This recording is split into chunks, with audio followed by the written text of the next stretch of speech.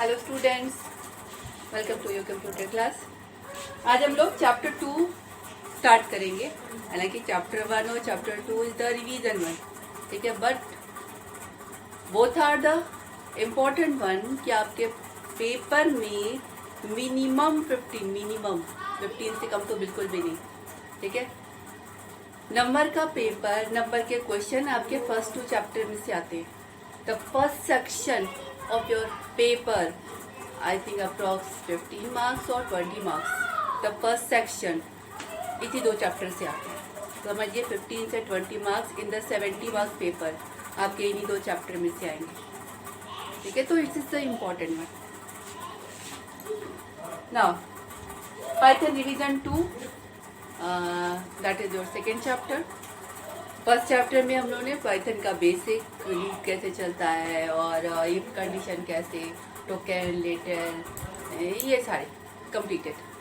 Now in the second chapter there is the sequence of the Python which is very much important thing in your Python 1, ठीक है। तो इस sequence में पहला है आपका string. String is sequence of character, ठीक है। For example str equal to टर्नल। Sequence of character. अब कैसे आप एक्सेस करेंगे? अगर आपने देखिए स्ट्रिंग है आपका sequence of character. Sequence of character मतलब आपका पाइथन इंडेक्सिंग मेंटेन करता है in the positive direction and in negative direction both. यानी ये जो इंडेक्सिंग है 0, 1, 2, 3, 4, 5, 6, 7 इन द पॉजिटिव डायरेक्शन और -1, -2, -3, -4, -5, -6, -7 और -8 इन द नेगेटिव डायरेक्शन। ये इंडेक्सिंग मेंटेन करता है, ठीक है। आप स्ट्रिंग का नाम और कोई भी इंडेक्स दीजिए, आपको उस इंडेक्स पर जो भी कैरेक्टर होगा ये रिटर्न कर देगा। जैसे अगर आपने किया str4, what is this? A, it return A। अगर आपने किया str-4, again A, same one. Okay, str-3, it return H। ये A रिटर्न करेगा, ये H रिटर्न करेगा। अब in the Python, majority of data type is immutable, means you can't change the value in place. What it means here? यहाँ पर आप देख रहे हैं स्ट्रिंग का मतलब सीक्वेंस ऑफ कैरेक्टर, ठीक है। किसी भी इंडेक्स को आप दे रहे हैं, वो आपको उस इंडेक्स वाली प्लेस की वैल्यू रिटर्न कर रहा है।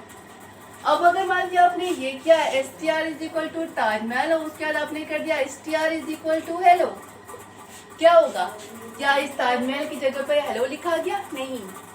क्या होगा? ये आपका एक अलग एड्रेस पर है।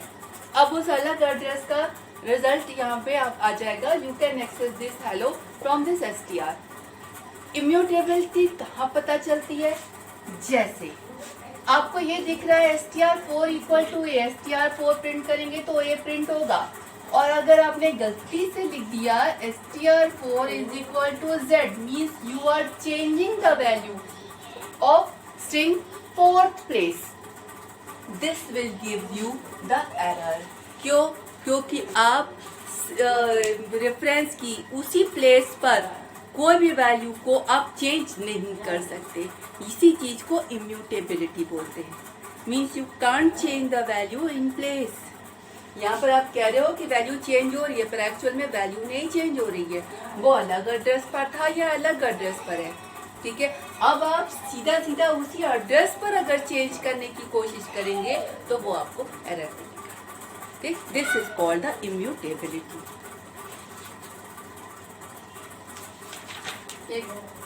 Now, item assigned not supported. Traversing a string में यही है। अगर आप फॉर लूप चला दीजिए लेंथ टाइम तक,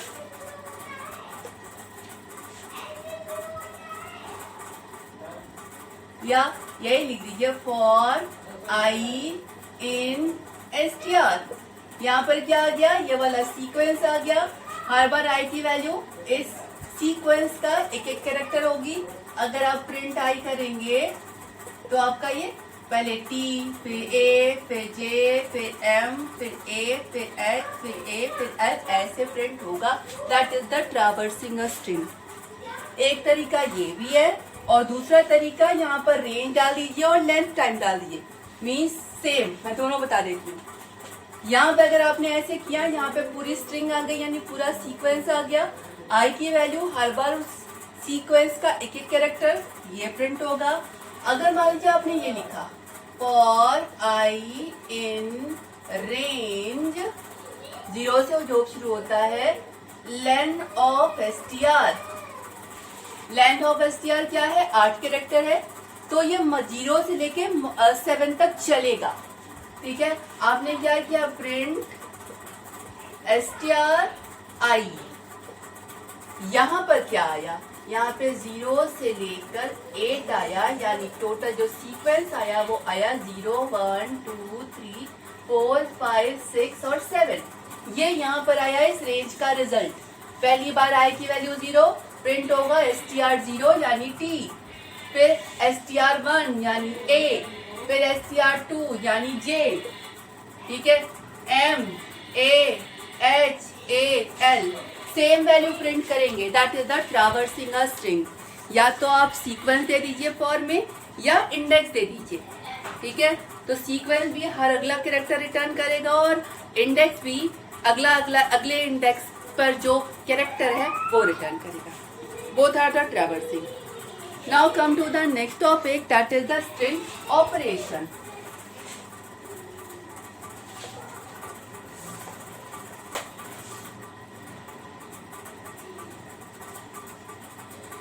स्ट्रिंग पर आप क्या क्या कर सकते हैं, में plus, multiply,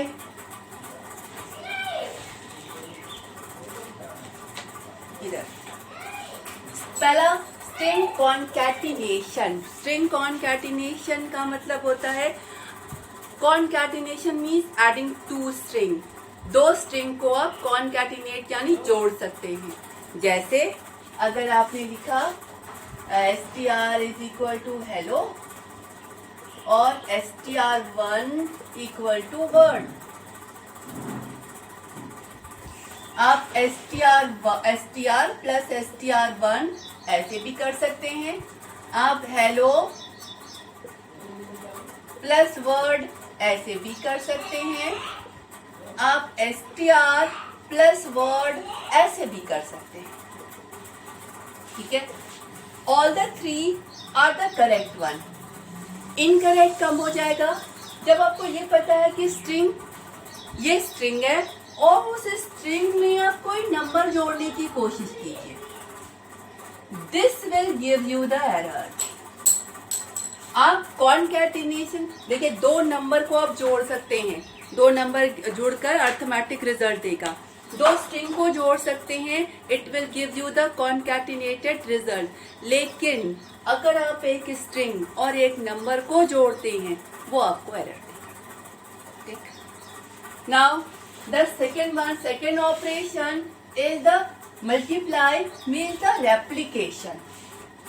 it is called the replication. Replication का मतलब होता है कि आपकी स्ट्रिंग को ये एक स्ट्रिंग और एक नंबर लेगा और पर्टिकुलर स्ट्रिंग को उतने नंबर ऑफ टाइम्स तक रिपीट कर देगा। That is the replication. जैसे str is equal to hello है, अगर मैंने दिया str मल्टीप्लाइड बाई 2, क्या रिटर्न करेगा ये, हेलो और hello. It replicate the string 2 times. तो यहाँ पे ठीक है, अब यहाँ पर भी आपको ध्यान रखना पड़ेगा, ये रेप्लिकेशन ऑपरेशन मल्टीप्लाई वाला अगर 2 नंबर लेता है तो दोनों का मल्टीप्लिकेशन रिजल्ट करेगा। अगर एक स्ट्रिंग और एक नंबर लेता है तो उस स्ट्रिंग को इतने नंबर ऑफ टाइम्स रेप्लिकेट करके रिटर्न करेगा। और अगर आपने गलती से इसे दो स्ट्रिंग के बीच में डाल दिया तो it will give you the error. दो स्ट्रिंग के बीच में आपने मल्टीप्लाई का साइन क्या डाल दिया तो दो स्ट्रिंग के बीच में मल्टीप्लाई का साइन कोई मतलब नहीं रखता। ठीक, तो यहाँ पे आपको मतलब एक स्ट्रिंग और एक नंबर के बीच में प्लस साइन एरर देगा और दो स्ट्रिंग के बीच में मल्टीप्लाई का साइन आपको एरर देगा। ये आपको ध्यान रखना पड़ेगा। Now the membership operation.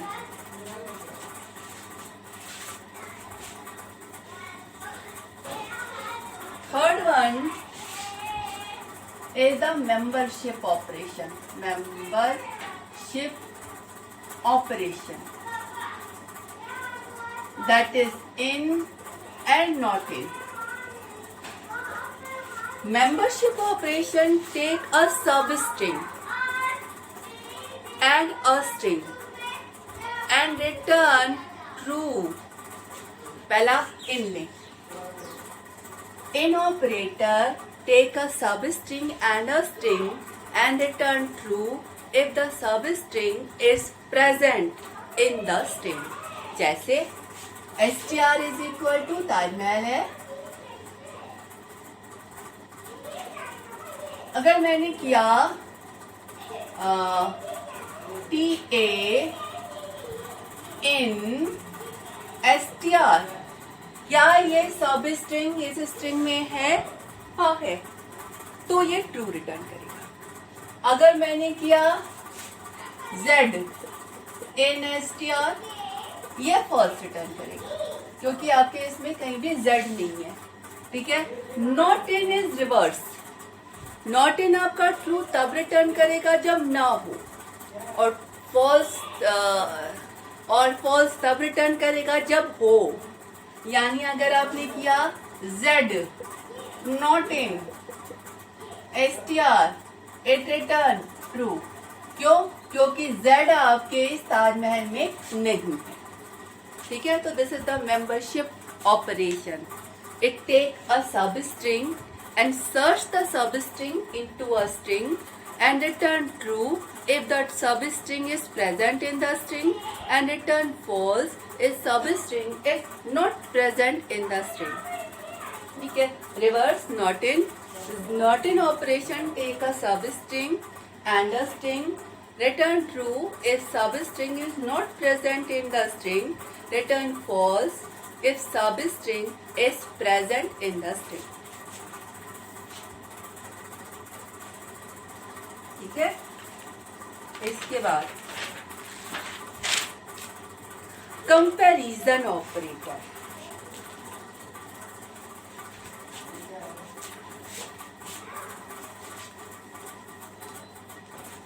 Fourth है आपका कंपैरिजन।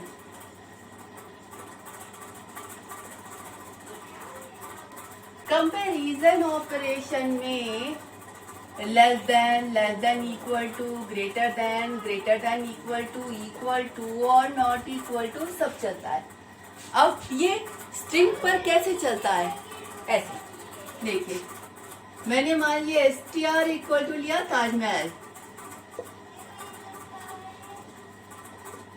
और str2 को लिया क्या ले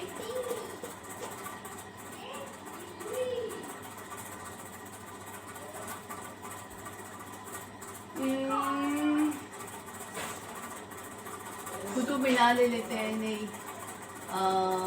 आनंद भवन ले लेते हैं, ANAND आनंद भवन।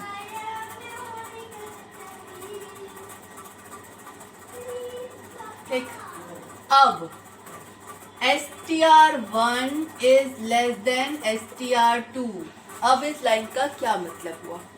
ठीक है, अब इस लाइन का मतलब ये हुआ कि ये जो कैरेक्टर्स हैं, आपका कंप्यूटर हर कैरेक्टर की ASCII वैल्यू को स्टोर करके रखता है। ठीक है, now this comparison is done on their ASCII value. यानी अगर हमने str1 और str2 को कंपेयर किया तो दोनों ही के फर्स्ट कैरेक्टर की ASCII वैल्यू कंपेयर होगी। ठीक है, अब कैपिटल A की ASCII वैल्यू 65 होती है और उसके बाद वो बढ़ती जाती है। स्मॉल ए की 98 होती है, कुछ याद रखिए तो यू कैन इजीली कंपेयर। मतलब कैपिटल ए की छोटी हुई और उसके बाद वाले की बड़ी हुई, ठीक है। यानी ये छोटा हुआ और ये बड़ा हुआ। तो अगर ये लिखा हुआ str1 is less than str2 तो ये फॉल्स हुआ। क्यों? क्योंकि कैपिटल ए छोटा होता है। तो अगर हमने लिखा कि str2 बड़ा है तो हमारा a तो छोटा है, t बड़ा है, यानी str1 is not less than str2, it will return false. अगर मैंने ऊपर ऐसे लिखा होता है str1 is greater than str2 तो t बड़ा होता है a से। आप कहेंगे केवल फर्स्ट कैरेक्टर अगर सेम हो तो, अगर फर्स्ट कैरेक्टर सेम हो तो दूसरा वाला कैरेक्टर कंपेयर करेंगे, दूसरा वाला भी सेम हो तो तीसरा वाला कंपेयर करेंगे, तीसरा वाला भी सेम हो तो चौथा वाला कंपेयर करेंगे। इस तरीके से आज की वैल्यू कंपेयर के बेस पर हमारा ग्रेटर देन और लेस देन निकलता है। तो they all are the comparison. दोनों इक्वल तब होगा जब दोनों में जितने कैरेक्टर हैं एकदम सेम हो, यानी सबकी आज की वैल्यू एकदम बराबर हो तो बोथ आर इक्वल।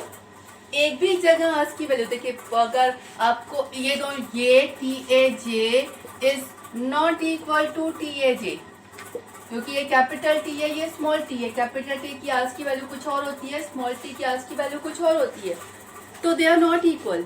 तो आज की वैल्यू के बेस पर आप कंपेयर करके ये कंपैरिजन ऑपरेशन परफॉर्म करते हैं, ठीक है। Now the string slice.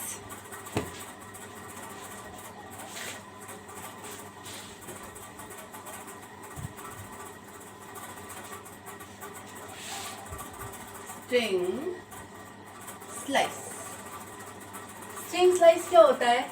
जैसे ये ताजमहल है, ठीक है। अब मैं जरा इसको इंडेक्स के फॉर्मेट में लिखूं तो T A J M A H A L, 0 1 2 3 4 5 6 7 -1 -2 -3 -4 -5 -6 -7 और -8।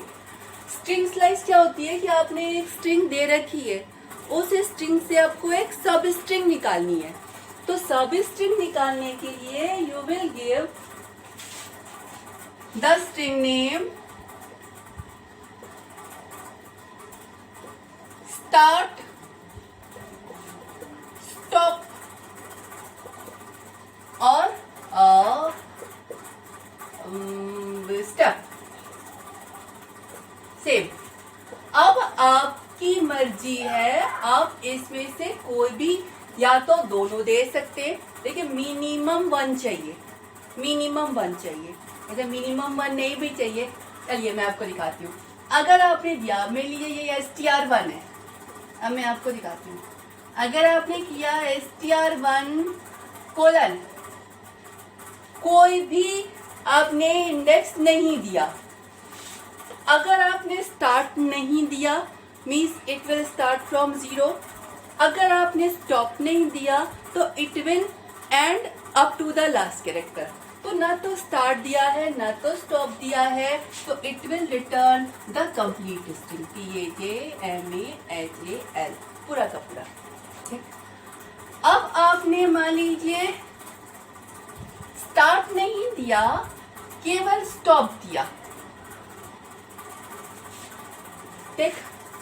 तो 0 से शुरू करके स्टॉप के एक पहले तक, यानी 0 1 2 3, 0 1 2 3, इट रिटर्न TAJM, राइट। अब अगर मान लीजिए आपने स्टार्ट तो दिया, स्टॉप नहीं दिया, तो थर्ड से शुरू करके एंड तक, थर्ड कहाँ है हमारा? यहाँ है, थर्ड से शुरू करके एंड तक, तो MAHAL, इट रिटर्न MAHAL। अब अगर मान लीजिए आपने दोनों दिया, str1 स्टार्ट भी दिया है, स्टॉप भी दिया है, तो सेकेंड से शुरू करके स्टॉप के एक पहले तक, यानी सेकेंड, थर्ड और फोर्थ, सेकेंड, थर्ड और fourth, it return JMA, right. एक भी पैरामीटर नहीं दिया, पहला वाला स्टार्ट नहीं दिया, केवल स्टॉप दिया, स्टार्ट दिया स्टॉप नहीं दिया, स्टार्ट और स्टॉप दोनों दिया। आप तीसरा वाला भी दे सकते हैं, दैट इज द स्टेप। देखिए बाय डिफॉल्ट ये एक एक आगे बढ़ रहा है, अगर आप स्टेप देते हैं तो जो स्टेप दिया है वो उतने आगे बढ़ेगा। जैसे आपने दिया str1 1,6,2 यानी फर्स्ट इंडेक्स से शुरू करके 6 के एक पहले तक और हर दूसरा कैरेक्टर। तो 1 से शुरू किया A, उसके बाद J नहीं आएगा, M, A, M और H। This will return this. अब इसमें निगेटिव वाला इंडेक्स भी डाल सकते हैं। जैसे अगर आपने लिखा str1 फर्स्ट से शुरू करके -2 तक, तो फर्स्ट यानी यहां से शुरू है, -2 यहां से है, -2 के एक पहला यानी AJMAH, इट रिटर्न AJMAH। मतलब इसमें आपके पास दोनों इंडेक्सिंग है। आप पॉजिटिव इंडेक्सिंग, निगेटिव इंडेक्सिंग, कोई भी ऑर्डर वाला इंडेक्सिंग आप डाल देंगे, आपको ये एक सब स्ट्रिंग को रिटर्न करेगा। ठीक है, sufficient one. Remaining thing will take in next class. Okay, thank you.